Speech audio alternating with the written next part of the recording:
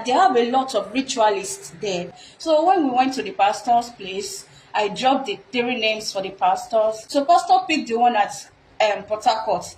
That one is the one that is okay for me, for my star.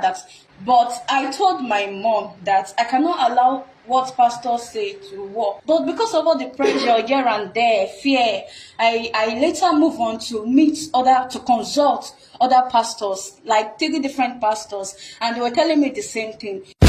What's up, guys? It's your girl Neye baby. So guys, I have this woman here. She has this issue, let's put it like that, small problem she want to share with us. She need us to help her with advice, like our own opinion on this particular issue. Now please, let's listen to her story and advise her. Me too, I go drop my own advice at the end of this video. Okay, ma, no mention your name, just go straight with your story. Thank you very much for giving me this opportunity to express myself. Please, I need your advice and your comment. 2018, I went for my youth service around November, and during my youth service, my NYSC, I came across my husband. So we're dating, we're together, and during the my NYSC, the company I was working with, so I was collecting this allowance. Then they were paying me 50K. Then as a couple, they are paying you 50K. Yes. Where the money they make we share? You really enjoy it though. Yes, because I was working for a big company though, and I've been praying that the company should actually retain me, because if the company retain me is a big plus to me. I will no longer be outside searching for job any longer. So after my NYSC, I thank God that I was retained, and I was very happy. I was working with the company, and they said for them to make me a permanent staff, I will work for full year, and my pay then was 150. That they will pay me 150,000. Like they started you, yes, with 150K salary. Yes, salary as a fresh graduate. So I was earning 150K, and they promised me that after after 1 year, they are going to increase my salary to 275K. So I was happy. Then my husband started disturbing me for marriage, that we should enter into marriage stuff. And as I then was living with his uncle, so I told him that you can't marry me living with your uncle. If you know you are ready for marriage, then you get a house whereby we can stay together and start our own home from there. And then he was running this kind of small business. He's just still trying to set up. So things were not really going smooth for him. But me as a person, I usually save most of my money. So even if I want to spend at all, I will just touch my allowance money. I don't usually spend from the company's pay at the end of the month, because I save a lot for the future. So I told him that we are going to gather money together to get a nice apartment for ourselves, and we did that. We got a nice apartment. So he came up to see my family, my people. So when he came, they interviewed him and all of that. But my mom insisted that I'm not going to marry him. I said, why? Why is it not possible for me to marry him? This is the man I love. This is someone I want to spend the rest of my life with. And you're telling me I can't marry such man? So she said the reason is because though we are from the same state, but different town, but not too far from each other though. But my mom said that their town, that they have a lot of ritualists there, and that if I look very well, my husband, he do not have siblings. Those that are his brothers, sisters, they are dead. One at the age of 23, another at the age of 26 years. So my mom is afraid that as young as I am, will I now go and marry somebody, and at the end of the day the person will not last, that she rejects that for me, and that she's going to she's going to go and ask Pàst0r about the man I want to marry. And though I have like 3 other guys that have been disturbing me, for marriage, and I even have one at Pàst0r and all of that. So when we went to the pastor's place, I dropped the 3 names for the pastors, that okay, these are the names of the people I have that have been disturbing me for marriage. So Pàst0r picked the one at Port Harcourt, that one is the one that is okay for me, for my star. That when I marry that one, things will work well for me. But I told my mom that I cannot allow what Pàst0r say to work, because I would rather go for what I know. Because me, I know that my husband, I love him so much, and I believe that when we marry, things will go well for us. I am, as I am too, I am a pastor of my own. If I kneel down and pray to God about what I want, God will do it for me. So it's not when one pastor tell me, even if Pàst0r say I should touch fire, I will not touch fire. I will see God's concept. That was what I told my mom then, that ma, I don't want to, it's not that I've never disobeyed you for once, but this one I cannot say because one pastor say I should not go and put my life into another danger, because truly I do not really like that one at Port Harcourt. Our relationship is not, though we talk with this, but my husband, we've been together, you know, I love him so much, and so now saying that I should not marry him is something else to me. So my mom insisted that I should not marry him. But because of all the pressure here and there, fear, I later move on to consult other pastors, like 3 different pastors, and they were telling me the same thing. It's only one that told me that, okay, is another. They are telling you what? They are telling me that my husband, if we stay together, that the marriage is not going to last. So who are they choosing for you? They are choosing the one at Port Harcourt, and the other same guy. Yes, the same guy, the one at Port Harcourt. They keep choosing him over my husband. But I did not even allow all of that to get to me at all. I took my ground. That, like, how many pastors choose that guy again? 2 pastors that picked my the other guy at Port Harcourt. Why one picked the other guy? Not even the guy that I want to marry though. Okay, so none of the pastors choose your husband? No, none of them. Yeah. None of them. They didn't choose him at all at all? None of them. They did not even choose him at all.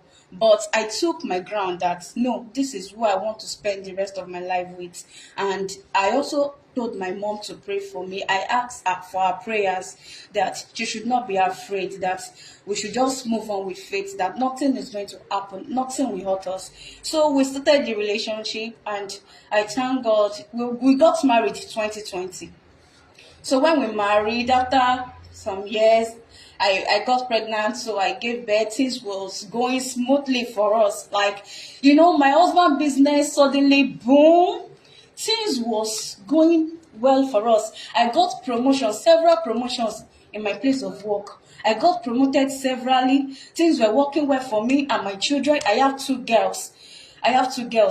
So things were working well for us. I just want to thank God because things started working well. And I'm now even within me, I'm even appreciating God that I took my ground, that like I stand on my word, that I decided to marry my husband, and yet I am seeing a good result from it. I did not allow any pastor talk to mislead me.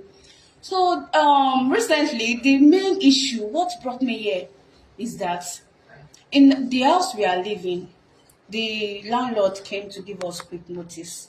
He said everyone should evacuate the house. Why? I don't know. I think the reason the landlord wants everyone to evacuate the house is because they want to renovate the house. They want to renovate the building. So that's why I gave everyone quick notice. And since then, we've been searching around for apartments, a nice apartment where we can stay. So I saw one very close to the bus stop. Like, it is very close to the bus stop. It's a new building. It is very beautiful and gorgeous. In fact, that apartment is my dream come true.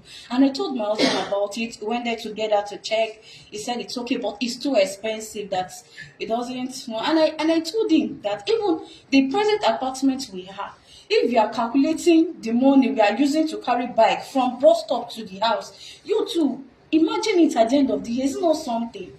Like, let's just find an apartment closer to the bus stop so that we will reduce the cost of carrying bike here and there. And it was like, oh no, that he doesn't want that apartment. And I even told him that I'm going to give him 500,000 naira as support just for us to get that apartment. But he insisted. So he went on. He said he saw one apartment, but that apartment, I don't really like it because it's not looking kept. Though it's good though, but it's not really looking kept. The environment is not looking so chilled like that. So and when I look into the a month is only 100,000, that it makes it differs from the one I saw, just 100K. And I said the only difference between the beauty I saw and the one you see is just 100,000 naira. Then, How far the distance to the bus stop? and the distance too, you will spend like, let me say, you will still spend like 200 naira for going and coming out. So, but this one, the one I saw, in fact, you don't even need any bag. Only when somebody is sick, or maybe when somebody is not feeling all right, that's when you say you want to just carry bag, just small bag to the place, because it's very trackable from the bus stop. So that's it though. And he now said no, that okay, he's going to seek his pastor's concept about it, that whatsoever pastor tells him is what he's going to believe in. So he went on to discuss the matter with pastor, and pastor said the house I saw, the apartment I saw, that is a very demonic house, that if we step our if we park into that building, that things will not work well, that house is filled up with darkness. And I said, Jesus, God forbid, anywhere me I step my leg into, success, victory, light, get there, nothing like darkness in my life. And I told my husband, how dare you even believe such a prophecy? So he said, why won't he believe? That is the voice of a pastor, so you have to believe. So I now told him that, oh, nice one, do you remember that when I wanted to marry you, this same pastor said I should not marry you.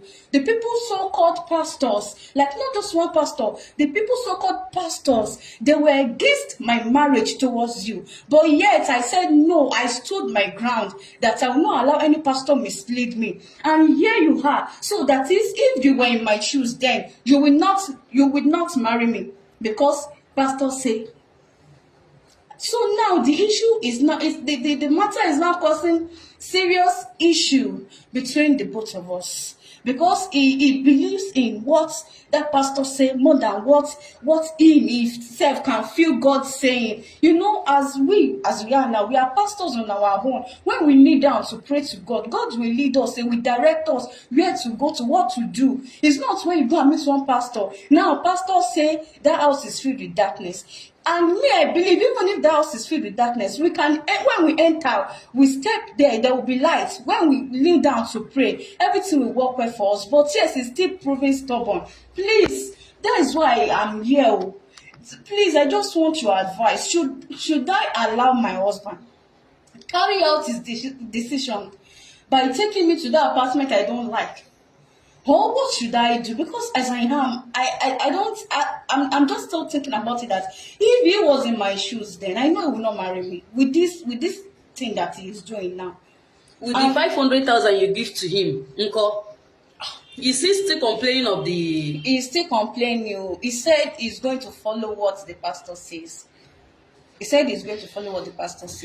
So now and again, another thing is that just come close so we can hear you. And again, another thing is that it's not that my husband don't have this money, but he is just standing on the ground that pastor said. And in fact, that is even what is even giving me a tough time. It's very painful, seriously. Like, he doesn't even want to hear from me. The one that your husband wants you to park in, is it the one that pastor approved? Yes, where he wanted us to park in is the one that pastor approved. The house that he saw is downstairs, and we've ironed it out between ourselves that we will not rent apartment downstairs. Where you people are living now? Yes, what? It's downstairs. Okay, the one you people are living now? Yes, it's downstairs. The one your husband saw nice? Is also downstairs. The one you got, Uncle? Upstairs. The one I got is upstairs. And that is why I'm emphasizing it, that if at all, if any or whatsoever, we quickly know, we know how to guide ourselves. So far we are upstairs, so we quickly know what to do. If it's to call police before the members come upstairs, at least we'll quickly do something for safety. But he is insisting that is that downstairs because of his pastor's approval. So all of a sudden now he still want to live in downstairs. He still want to live in because downstairs. pastor said he should not live in the other one. Exactly. Okay, so the first time you people found the other house, did you call pastor to ask before you park in? We did not call any pastor. before we rented our first apartment, no pastor. We made the decision, though we prayed to God, though, that God lead us, and we were led to the house, but no pastor interfered. No pastor interfered. It was after we got the apartment, then they came to pray and bless the house for us. And we were doing well. Things were moving on fine. In fact, since we packed into that house 2020, things have been moving well for us.